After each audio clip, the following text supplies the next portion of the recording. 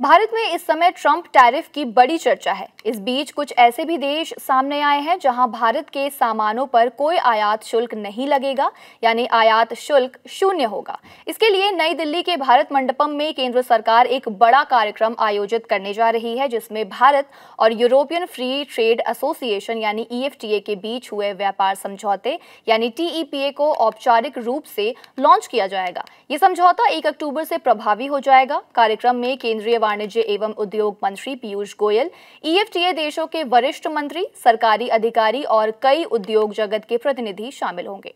एक अधिकारी ने बिजनेस स्टैंडर्ड को बताया, इस आयोजन का मकसद ये भी है कि उद्योग जगत के हितधारक इस समझौते को अच्छी तरह समझे और इसका पूरा लाभ उठा सके। अब आपको बताते हैं कि आखिर EFTA क्या है। दरअसल EFTA एक यूरोपीय आर्थिक समूह है जिसमें आइसलैंड, स्विट्जरलैंड, नॉर्वे और लिंक्टेनस्टाइन शामिल है। भारत का ये पहला व्यापार समझौता है जो किसी यूरोपीय देश या समूह के साथ प्रभावी होने जा रहा है। EFTA समझौते की प्रमुख बातों की बात करें तो भारत EFTA देशों से आने वाले 80-85% उत्पादों पर टैरिफ फ्री जीरो करेगा। इसके बदले भारत को 99% वस्तुओं पर शुल्क मुक्त बाजार मिलेगा। कृषि और डेयरी उत्पादों को दोनों पक्षों ने रियायतों से बाहर रखा है ताकि किसानों के हित सुरक्षित रहे।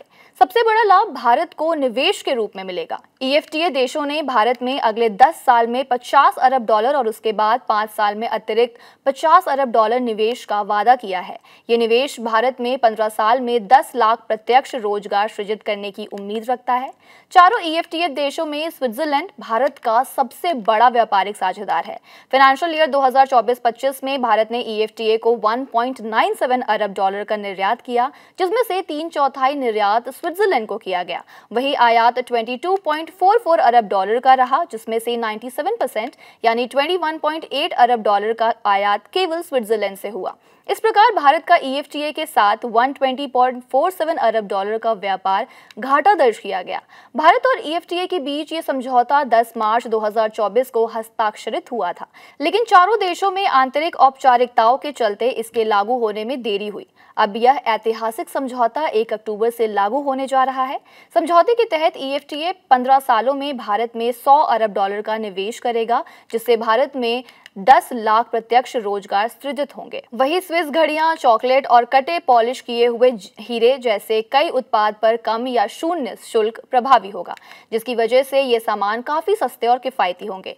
भारत स्विट्जरलैंड को मौजूदा निर्यात यानी 2018 से 2023 सोने को छोड़कर 94.7% के लिए बेहतर बाजार प्रदान कर सकता है। इनमें दवा उत्पादन, मशीनरी, ऑप्टिकल उपकरण, घड़ियां और प्रसंस्कृत कृषि उत्पाद शामिल हैं।